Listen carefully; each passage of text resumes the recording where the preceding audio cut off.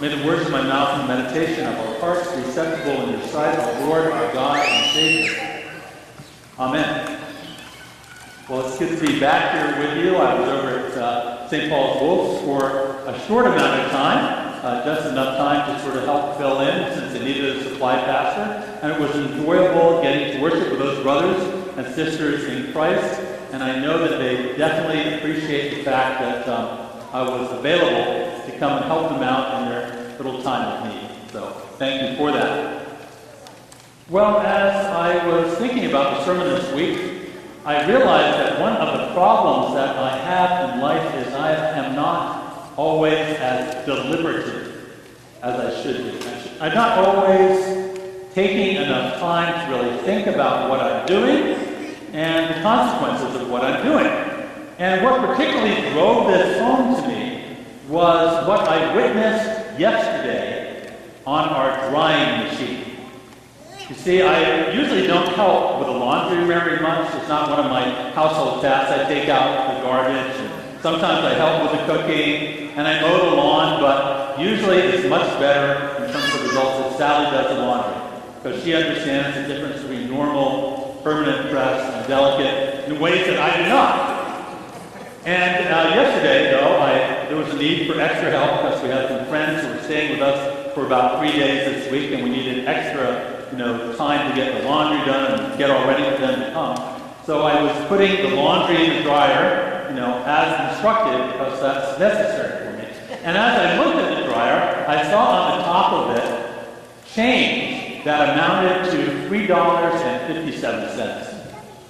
There were pennies, nickels, dimes, quarters, all in all about 40 different coins.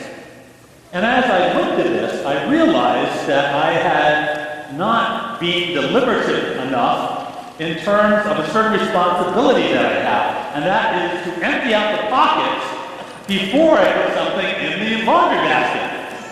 And so what I saw yesterday was really the accumulative guilt and sin of my not listening more thoroughly to my wife's suggestions.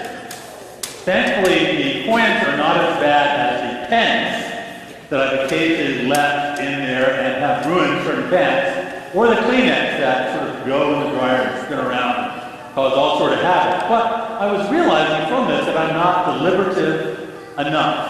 And I think in some ways, perhaps, this is sort of a common factor among modern people. We're always moving from one thing to the next, and a lot of times in this instant society, we're not always thinking about what we're doing. And I was thinking about that also in relationship to the road closed sign. When I saw that sign, the first thing I thought to myself was, well, that's not very inviting to the church, is it? Can't they move it further along the road?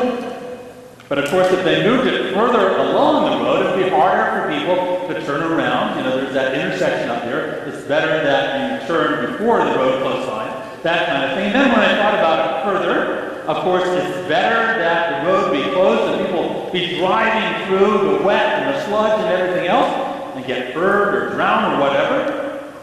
And it's just better, too, that maybe on Monday, Tuesday, Wednesday, whenever they open the road again, that somebody actually inspect it before traffic go over it. So I have to admit that like many of us with various things, I am not deliberative enough. However, as we come across the second lesson for the day, we are reminded that St. Paul, the real St. Paul, the one that this church is named after, was indeed in many ways a thoughtful and deliberative kind of person. After all, consider who St. Paul was. For years he had been the Pharisee of Pharisees. He had studied very hard the law of the Jewish laws, right? The expectations of Judaism. He knew very well. He had been diligent in his study. After his conversion, it is said that there is about a 3 to 7 year period in which Paul goes out perhaps into the deserts of Arabia or goes to other places and he studies He studies his newfound faith in Christianity.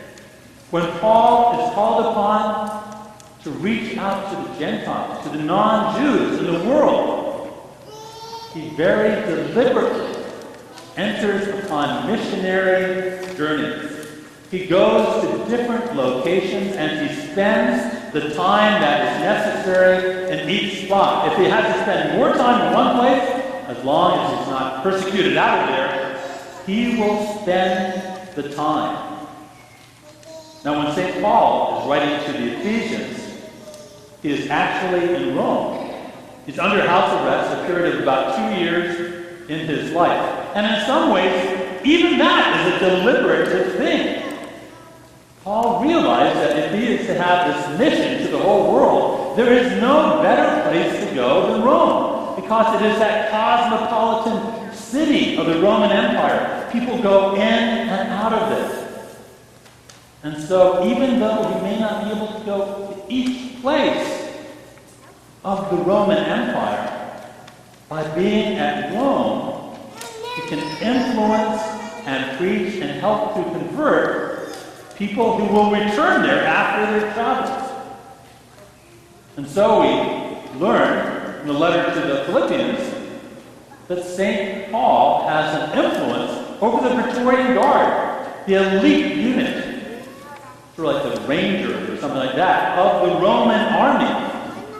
10,000 in all. And it says that the word of Christ is being spread from St. Paul's message to all the guard, and then beyond it. So St. Paul, even though he is in chains, he is under house arrest, has a plan, has a purpose, has a mission to fulfill.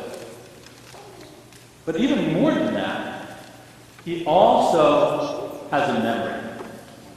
He has a memory. And he's thinking while he is in Rome. One of the heartbreaks for Paul when he's captive in Rome is that he can't go and visit the people that he has already had mission work among. He cannot go and see the Christians in Philippi or Ephesus because he is confined. But he nonetheless can do something. He can write to them and he can pray for them. He can pray for them. And we see that Paul does this very deliberately. And really, in some ways, it's a heartwarming image, because there is that man, that godly man, who is, shackled in chains, just living and suffering for the sake of the gospel. And yet it says that what happens is that when he thinks about the Ephesians, he gets down on his knees and he prays for them.